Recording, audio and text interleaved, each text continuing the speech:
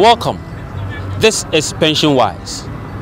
Invalidity happens on daily basis due to all forms of ailments or accidents. It could happen to anyone. In such an event, our income is cut off because we are unable to do any work. In that event, we need an anchor to hold on to. Social Security exists to provide income security in such times of invalidity. With just 12 months of contribution within the last 36 months of your active service, you qualify to receive pension under invalidity, irrespective of your age. Today, I'm in Pontamale, a town in the Sablugu-Nandom municipality of the northern region, to encounter one of such invalids receiving pension from SSNIT. At 33, how come you are already on retirement? Yeah, I was with the ITFC, Integrated Tamale Fruit Company. So I worked there for over three years, a little over 3 years. So I encountered an eye condition. So and we contacted a medical doctor. So when the medical doctor examined me, he indicated that the condition cannot be reversed. So in collaboration with my company that... wait a minute. They said your condition cannot be reversed. Yes, please. That means you've lost your sight permanently. Exactly. So how did you take that news? Yeah, I was total. In fact, I was confused because I was looking at my age. When I encountered that condition, I was looking at my future and with regard to things that are going to be burden on me. How old were you when the condition started? Yeah, the condition started just 5 years, down 5 years. That was 2012. 2012? Yes, please. I started with SSNIT 1st October 2008. So, and then I got to retire on 31st March 2012. So that is just after you've done a little over 3 years of work. Exactly. And going by your current age of 33, and you encountered a situation or condition in 2012, meaning you were about 28 when you lost your sight. Exactly. So when you lost your sight, what next? What happened?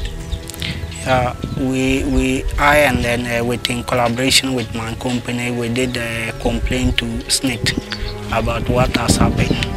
So the SSNIT took the issue and then opened a file for me and then asked that I should be waiting for a SSNIT doctor to come around so that I'll be given a call to come for medical examination from the SSNIT doctor before I can be recommended to invalidity pension. Why did you complain to SSNIT? Were you expecting something from SSNIT? Absolutely, yes, because SSNIT had a contract with me because I was contributing to SSNIT.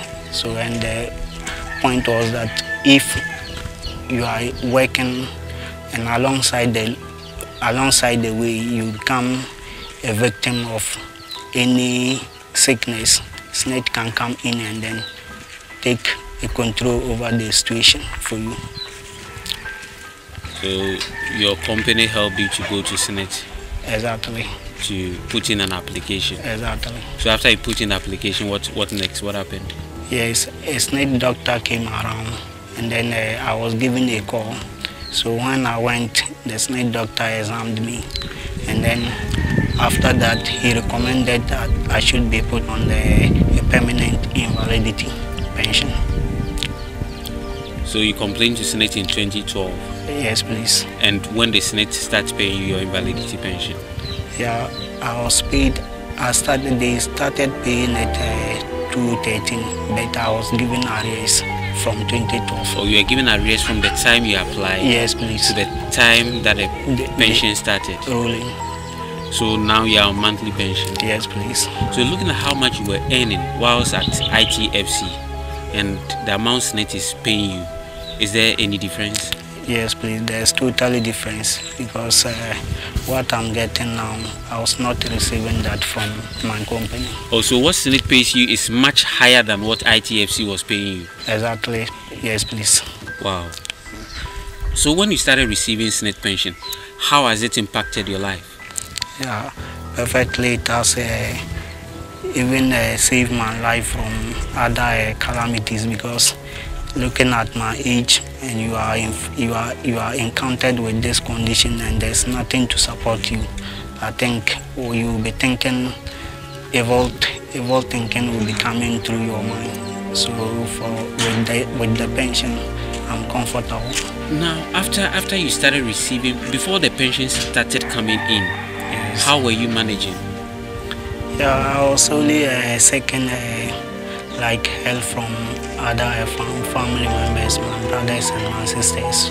There were people who were helping me little by little. So are you married? Yes, please. I'm married with one son. Oh, you have a son? Yes, please.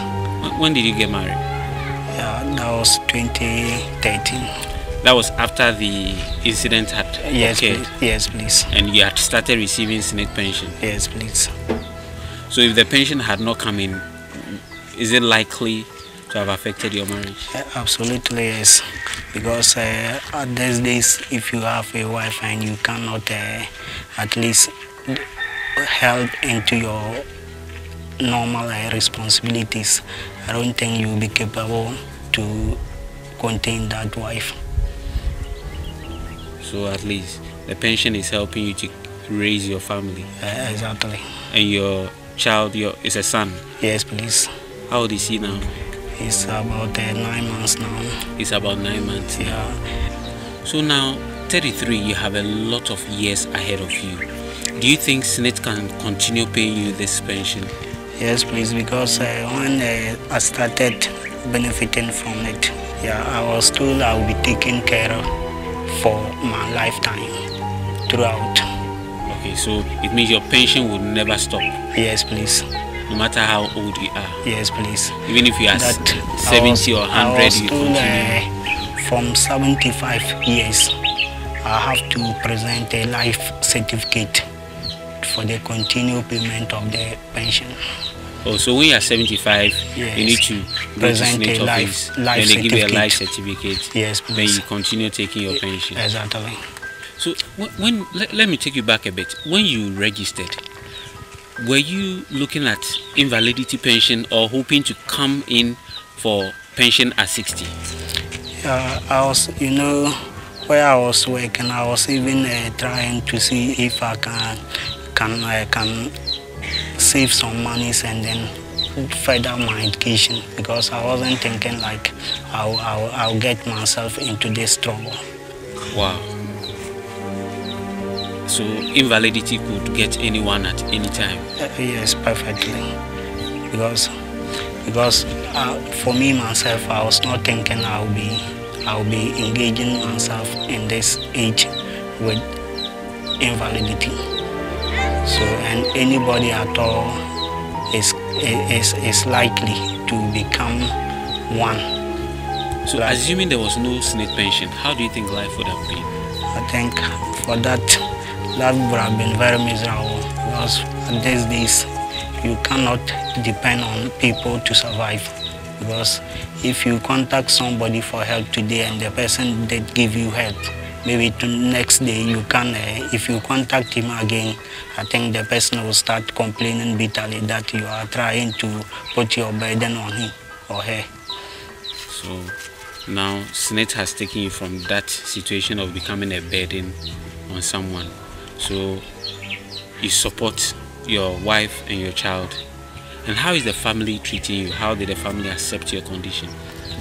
With my family, I think, though they are not happy with it, but the way I'm managing my life, they are not complaining. So everybody is, because at times I have to even come in and do some things. So everybody is okay with the condition. So did you meet your wife after your condition? Yes, please. because I got married from 2013, so that was after the condition.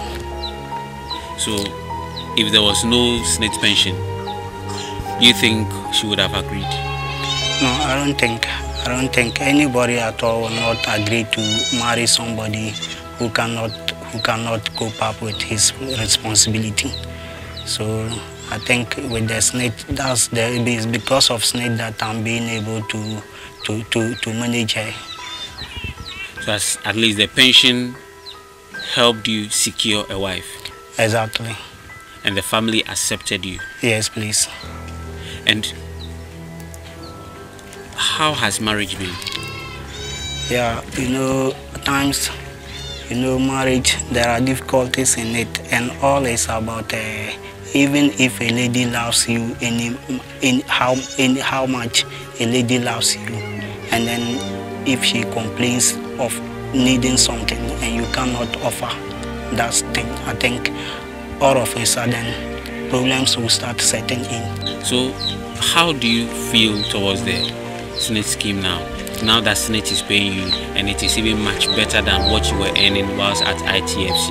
Yes, yeah. Well, what I'm getting, I think what SSNIT is doing is very marvelous work that SSNIT is doing, and I think every Ghanaian should entitled to, if a working either formal or informal, the person should be encouraging him or herself to be contributing to SSNIT. Everybody should be trying his or her best, at least, to contribute to SSNIT, because anybody at all can encounter this condition like I've done.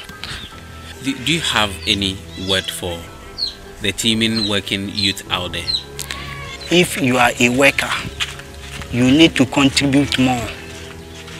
You need to contribute more to SSNIT in order that if any situation should, unfortunate situation should come in, I think SSNIT can be able to do more for you. And SSNIT is always ready to help anybody at all like mankind from situations that are unbearable.